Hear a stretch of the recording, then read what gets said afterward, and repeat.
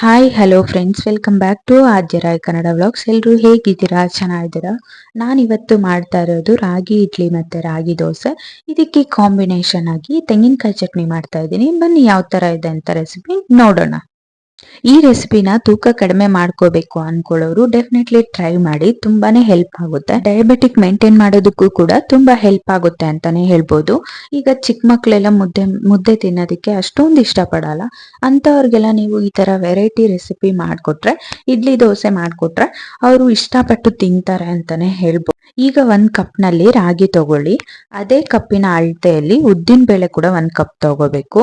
ಮತ್ತೆ ಅರ್ಧ ಕಪ್ ಆದಷ್ಟು ಓಟ್ಸ್ ನ ತಗೊಂಡು 1 ಸ್ಪೂನು ಮೆಂತೆ ಕಾಳನ್ನ ತಗೊಳ್ಳಿ. ಮತ್ತೆ ಇದನ್ನ ಎಲ್ಲ ನೀಟಾಗಿ ವಾಶ್ ಮಾಡಿ ಇಟ್ಕೋಬೇಕು. ಮತ್ತೆ ನೀವು ಅಂಗಡಿಯಲ್ಲಿ ರಾಗಿನ ತಗೊಳ್ಳೋದಾದ್ರೆ ಅಷ್ಟೊಂದು ಕ್ಲೀನ್ ಆಗಿರಲ್ಲ. ಅದ್ರ ಮೇಲೆ ಇರೋ ಸಿಪ್ಪೆ ಎಲ್ಲ ಹಾಗೆ ಇರುತ್ತೆ. ಅದಕ್ಕೋಸ್ಕರ ಅದನ್ನ ಒಂದು 2-3 ಸರಿ ಆದ್ರೂ ವಾಶ್ ಮಾಡಿ ಇಟ್ಕೊಂಡು ಅದಕ್ಕೆ ಸ್ವಲ್ಪ ನೀರ್ ಹಾಕಿ ಇದನ್ನೆಲ್ಲ ರಾತ್ರಿ ಪೂರ್ತಿ ನೆನೆಯೋದಕ್ಕೆ ಬಿಡಬೇಕು. ಇಲ್ಲ ಅಂದ್ರೆ 7 ರಿಂದ 8 ಅವರ್ ಆದ್ರೂ ಬಿಡ್ಲೇಬೇಕು. ಮತ್ತೆ ಈಗ ಒಂದು ಮಿಕ್ಸಿ ಜಾರ್ ತಗೊಂಡು ಅದಕ್ಕೆ ರಾಗಿ ಹಾಕಿ 1 ಗ್ಲಾಸ್ ಆದಷ್ಟು ನೀರ್ ಹಾಕಿ ಚೆನ್ನಾಗಿ ರುಬ್ಕೋಬೇಕು. ಮತ್ತೆ ಅದೇ ಜಾರ್ಗೆ ಓಟ್ಸ್ ನ ಕೂಡ ಹಾಕಿ ಅದನ್ನು ಕೂಡ ರುಬ್ಕೊಂಡು ಒಂದು ಪಾತ್ರೆನ ತಗೊಂಡು ಆ ಪಾತ್ರೆನಲ್ಲಿ ಈ ಬ್ಯಾಟರ್ ನ ಹಾಕಿ ಇಟ್ಕೋಬೇಕು. ಮತ್ತೆ ಅದೇ ಮಿಕ್ಸಿ ಜಾರ್ನ ತಗೊಂಡು ಉದ್ದಿನ ಬೇಳೆನು ಕೂಡ ಇದ್ರಲ್ಲಿ ಹಾಕಿ ಸ್ಮೂತ್ ಆಗಿ ಬ್ಲೆಂಡ್ ಮಾಡಿ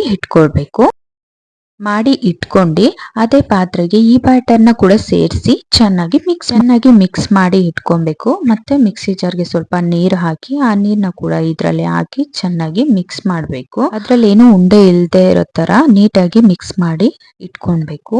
ಈಗ ಇದಕ್ಕೆ ಉಪ್ಪು ಮತ್ತೆ ಸ್ವಲ್ಪ ಸೋಡಾ ಹಾಕಿ ಚೆನ್ನಾಗಿ ಮಿಕ್ಸ್ ಮಾಡ್ಕೊಳ್ತಾ ಇದ್ದೀನಿ. ಇದಕ್ಕೊಂದು ಪ್ಲೇಟ್ ನ ಮುಚ್ಚಿ ಒಂದು 5 ರಿಂದ 10 ನಿಮಿಷ ಪಕ್ಕಕ್ಕೆ ಇಟ್ಕೊಳ್ತಾ ಇದ್ದೀನಿ.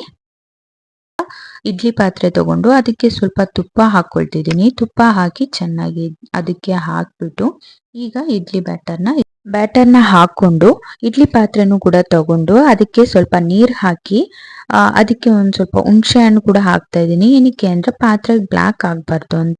ಈಗ ಅದನ್ನ ಕ್ಲೋಸ್ ಮಾಡಿ ಸ್ಟವ್ ಮೇಲೆ ಇಡ್ತಿದ್ದೀನಿ. ಮತ್ತೆ ಈಗ ಇಡ್ಲಿ ಆಗೋಷ್ಟ್ರಲ್ಲಿ ಚಟ್ನಿನೂ ಕೂಡ ಮಾಡ್ಕೊಳ್ಳೋಣ. ಸ್ವಲ್ಪ ಕೊತ್ತಂಬರಿ ಸೊಪ್ಪು, ತೆಂಗಿನಕಾಯಿ, ಈರುಳ್ಳಿ, ಬೆಳ್ಳುಳ್ಳಿ, 2 ಹಸಿಮೆಣಸಿನಕಾಯಿ, ಪುದೀನ, ಸ್ವಲ್ಪ ಹುಣಸೆ ಹಣ್ಣು ಸೇರಿಸ್ಕೊಂಡು ಈಗ ಒಂದು ಮಿಕ್ಸಿ ಜಾರ್ ತಗೊಂಡು ಇದೆಲ್ಲ ಅದ್ರಲ್ಲಿ ಹಾಕಿ ಚೆನ್ನಾಗಿ ರುಬ್ಬಿ ಇಟ್ಕೋಬೇಕು. ಟ್ರಸ್ಟ್ ಮೀ, ಈ ರೆಸಿಪಿ ಮಾತ್ರ ತುಂಬಾನೇ ಚೆನ್ನಾಗಿರುತ್ತೆ. ಈ ಚಟ್ನಿ ತುಂಬಾನೇ ಟೇಸ್ಟಿಯಾಗಿ ಕೂಡ ಇರುತ್ತೆ. ಒಂದ್ಸಲ ಈ ಚಟ್ನಿನ ನೀವು ಟ್ರೈ ಮಾಡಿ ಕೂಡ ನೋಡಿ. ಈಗ ಇದಕ್ಕೆ ಸ್ವಲ್ಪ ಜೀರಿಗೆ, 1 ಸ್ಪೂನ್ ಆದಷ್ಟು ಪಿಂಕ್ ರಾಕ್ ಸಾಲ್ಟ್ ನ ಹಾಕಿ ಸ್ವಲ್ಪ ನೀರ್ ಹಾಕೊಂಡು 1 ಗ್ಲಾಸಲ್ಲಿ ನೀರ್ ಹಾಕೊಂಡು ಚೆನ್ನಾಗಿ ರುಬ್ಕೊಳ್ಳಿ. ಈಗ ನೋಡ್ತಿದ್ದೀರಲ್ವಾ, ಇಡ್ಲಿನೂ ಕೂಡ ರೆಡಿ ಆಗಿದೆ. ಎಷ್ಟು ಚೆನ್ನಾಗಿ ಇಡ್ಲಿ ರೆಡಿ ಆಗಿದೆ ಅಂತ ನೋಡ್ತಾ ಇದ್ದೀರಾ ಅಲ್ವಾ? ಎಷ್ಟು ಸ್ಮೂತ್ ಆಗಿ ಸ್ಪಾಂಜಿಯಾಗಿ ರೆಡಿ ಆಗಿದೆ. ಸ್ವಲ್ಪನೂ ಕೂಡ ಪಾತ್ರೆಗೆ ಅಂಟ್ಕೊಳ್ದೆ ನೀಟಾಗಿ ಬರುತ್ತೆ. ನೀವು ಅನ್ಕೊಂಡಿರ್ಬೋದು ರಾಗಿನಲ್ಲಿ ಚೆನ್ನಾಗಿ ಇಡ್ಲಿ ಬರಲ್ಲ ಅಂತ. ಡೆಫಿನೆಟ್ಲಿ ಟ್ರಸ್ಟ್ ಮೀ, ತುಂಬಾನೇ ಚೆನ್ನಾಗಿ ಬರುತ್ತೆ. ನೀವು ಅಡಿಗೆ ಸೋಡಾನು ಕೂಡ ನಿಮ್ಗೆ ಇಷ್ಟ ಇದ್ರೆ ಹಾಕೋಬಹುದು, ಇಲ್ಲಾಂದ್ರೆ ಹಾಕೊಳ್ದೇನು ಹಾಗೇನೆ ಮಾಡ್ಕೋಬಹುದು. ಅದನ್ನು ಕೂಡ ತುಂಬಾನೇ ಚೆನ್ನಾಗಿರುತ್ತೆ. ಒಂದ್ಸರಿ ನೀವು ಈ ರೆಸಿಪಿನ ಟ್ರೈ ಮಾಡಿ ನೋಡಿ. ನೋಡ್ತಿದ್ದೀರಾ ಅಲ್ವಾ ಎಷ್ಟು ನೀಟಾಗಿ ಬರ್ತಿದೆ ಅಂತ. ಒಂಚೂರು ಪಾತ್ರೆಗೆ ಅಂಟ್ಕೊಳ್ದೆ ನೀಟಾಗಿ ಬರ್ತಿದೆ. ಮತ್ತೆ ನೀವು ಯಾವಾಗ್ಲೂ ಅಕ್ಕಿ ದೋಸೆ ಮತ್ತೆ ಆ ಅಕ್ಕಿ ಇಡ್ಲಿನ ಟ್ರೈ ಮಾಡಿರ್ತೀರಾ. ಬಟ್ ವಾರದಲ್ಲಿ 1-2 ಟೈಮ್ಸ್ ಆದ್ರೂ ಈ ತರ ರಾಗಿಯಲ್ಲಿ ಟ್ರೈ ಮಾಡಿ ನೋಡಿ. ತುಂಬಾನೇ ಟೇಸ್ಟಿಯಾಗಿ ಕೂಡ ಇರುತ್ತೆ. ಮತ್ತೆ ನಿಮ್ಗೆ ನಿಮ್ಮ ಹೆಲ್ತ್ಗೂ ಕೂಡ ತುಂಬಾನೇ ಒಳ್ಳೇದು.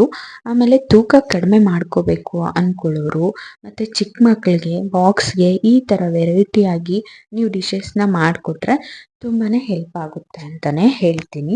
ನೋಡ್ತಿದ್ದೀರಲ್ವಾ, ಪಾತ್ರೆಗೆ ಸ್ವಲ್ಪನೂ ಅಂಟ್ಕೊಂಡಿಲ್ಲ.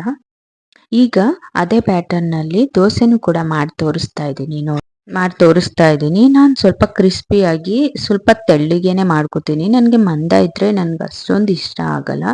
ಮಂದಕ್ಕೂ ಬರುತ್ತೆ ದೋಸೆ, ಬಟ್ ಸ್ವಲ್ಪ ತೆಳ್ಳಗೂನು.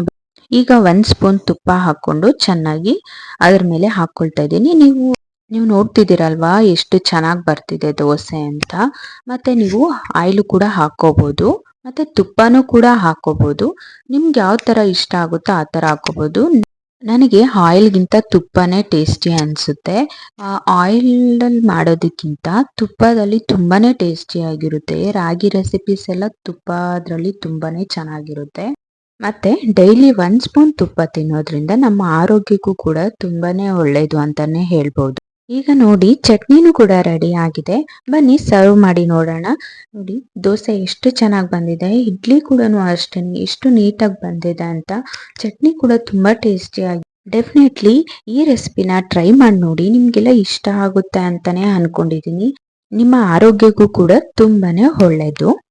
ನಿಮಗೆಲ್ಲ ಈ ವಿಡಿಯೋ ಇಷ್ಟ ಆಗಿದ್ರೆ ಪ್ಲೀಸ್ ಸಬ್ಸ್ಕ್ರೈಬ್ ಮಾಡಿಕೊಂಡು ಲೈಕ್ ಮಾಡಿ, ಕಮೆಂಟ್ ಕೂಡ ಮಾಡಿ ತಿಳಿಸಿ ಯಾವ ಥರ ಇದೆ ಅಂತ. ಬಾಯ್. ಮುಂದಿನ ವಿಡಿಯೋನಲ್ಲಿ ಸಿಗೋಣ. ಅಲ್ಲಿವರೆಗೂ ನಮಸ್ಕಾರ.